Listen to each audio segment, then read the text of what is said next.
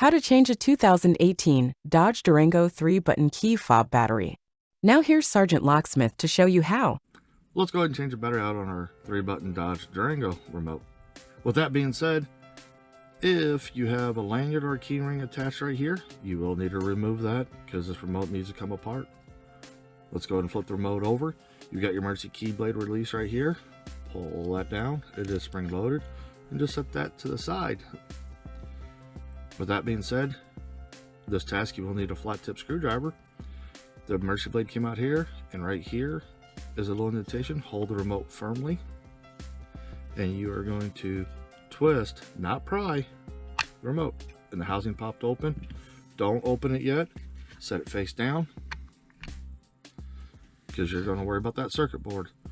If that circuit board were to have moved, you'll notice there's a little indentation in the circuit board. Then you got a little plastic peg. Now, you're going to take your flat tip screwdriver, come 180 across, take the corner, and just pop it up under here, and the battery pops up. This is a CR2032 battery. This is also a new remote, so I am going to put it back together. Go ahead and put it against, push down, take the 2 halves, squeeze it together. There you go, you've just changed out your battery. Put your emergency blade back in. Hey, thanks again for watching, and let's be safe out there.